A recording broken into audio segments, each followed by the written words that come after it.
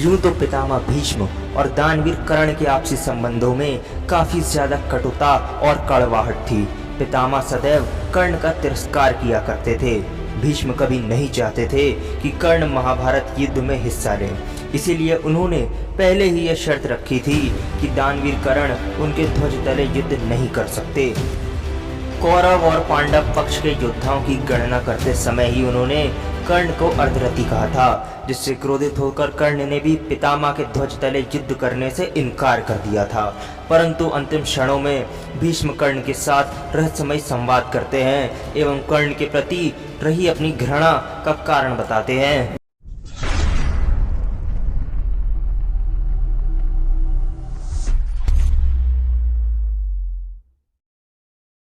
जय श्री राम मित्रों, स्वागत है आप सभी का हमारी आज की इस वीडियो में। 10वें दिन जब पितामह अर्जुन के बाणों से वृद्ध होकर रथ से गिर जाते हैं, तब उनके शरीर में लगे बाण ही उनकी शैया बन जाते हैं। पितामह के गिरने पर युद्ध बंद हो जाता है। सब स्वजन उनके समीप आते हैं। यह भीड़ जब समाप्त हो जाती है, तब शरशैया पर पड़े भीम अकेले रह जाते हैं। तब एकांत देखकर दानवीर कर्ण वहां पर आते हैं। वे भीष्म से कहते हैं, है पितामह, सदा आपसे धृष्टता रखने वाला ये सूतपुत्र कर्ण आपके चरणों में प्रणाम करता है। तब वीर भीष्म के नेत्र बंद थे।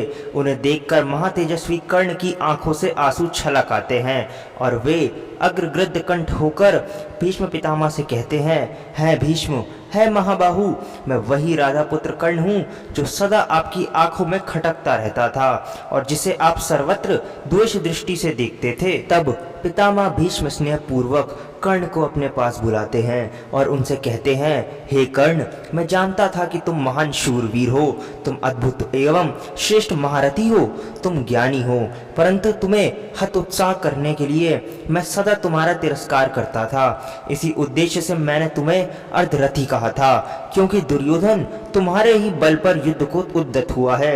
यदि तुम युद्ध में उत्साह ना दिखलाते तो दुर्योधन युद्ध का हठ छोड़ देता या महासंहार किसी प्रकार रुक जाता। हे दानवीर कर्ण, अगर यदि आज तुम मेरे पास नहीं आते तो निश्चय ही तुम्हारा कल्याण नहीं होता। वत्स, तुम राधा के नहीं, तुम कुंती के पुत्र हो, तुम्हारे पिता अधिरथ नहीं है। हे महाबाहु, तुम सूर्य के पुत्र हो, मैंने नारद जी से तुम्हारा परिचय प्राप्त किया था। है वत्स, यह सत्य है, इसमें कोई संदेह नहीं है कि तुम्हारे प्रति मेरे मन में कोई द्वेष नहीं है। यह मैं तुमसे सत्य कहता हूँ।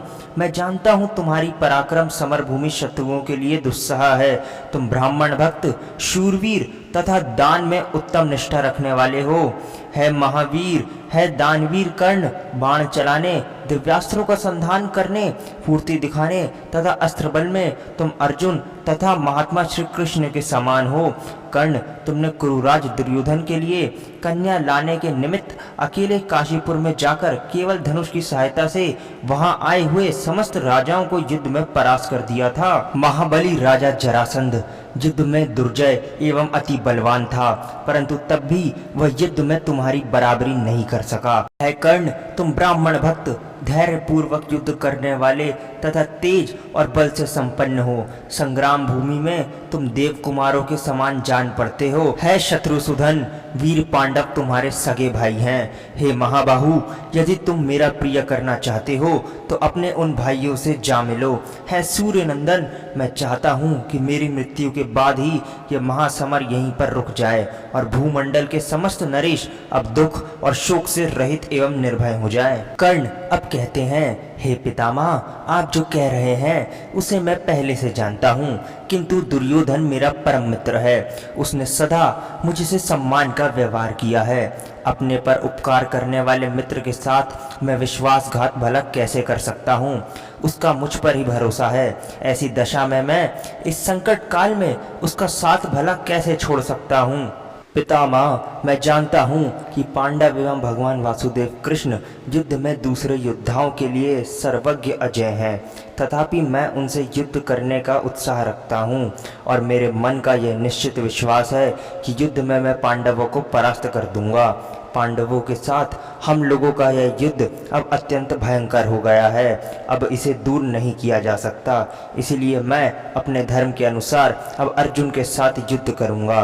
है पितामह, मैं युद्ध के लिए निश्चय कर चुका हूँ। है वीर, मेरा विचार है कि आपकी आज्ञा लेकर युद्ध शुरू करूं, अतः आप मुझे इसके लिए आज्ञा देने की कृपा करें। है गंगापुत्र, क्रोधवश मैंने आपसे जो कुछ भी कटु वचन कहे थे उन सभी के लिए मैं आपसे क्षमा मांगता हूँ। अब भीष्म कहते हैं, हे कर्ण, यदि यह भयंकर युद्ध अब नहीं छोड़ा जा सकता है तो मैं तुम्हें आज्ञा देता हूँ, तुम स्वर्ग प्राप्ति की इच्छा से युद्ध करो। दीनता और क्रोध छोड़कर अपनी शक्ति और उत्साह के अनुसार तुम ये युद्ध करो। कर्ण, मैं तुम्हें आज्ञा देता हूँ, तुम जो चाहते हो वह प्राप्त करो। तुम अभिमान शून्य होकर बल और पराक्रम का सहारा लेकर युद्ध करो। क्षत्रिय के लिए धर्म अनुकूल युद्ध से बढ़कर दूसरा कोई कल्याणकारी साधन नहीं हो सकता है। पितामह भीष्म के ऐसा कहने पर राधानंदन कर्ण उन्हें प्रणाम करके उनकी आज्ञा लेकर रथ पर आरूढ़ हो दुर्योधन के पास चले जाते हैं। दोस्तों, वास्तव में पितामह भीष्म दानवीर कर्ण से बिल्कुल भी द्वेष नहीं रखते थे। वे बस ये नहीं चाहते थे कि दानवीर कर्ण महाभारत के युद्ध का हिस्सा बने, क्योंकि उन्हें भी पता था कि यदि किसी योद्धा में सामर्थ्य है कि वे अर्जुन को युद्ध में परास्त करके उनका वध कर दे तो वो केवल और केवल दानवीर कर्ण ही है। अगर आप सनातन धर्म से जुड़ी ऐसी ही सही एवं सटीक जानकारी चाहते हैं तो हमारे चैनल को जरूर सब्सक्राइब करें। जल्द मिलेंगे आपसे एक नई वीडियो के साथ। जय हिंद, जय भारत।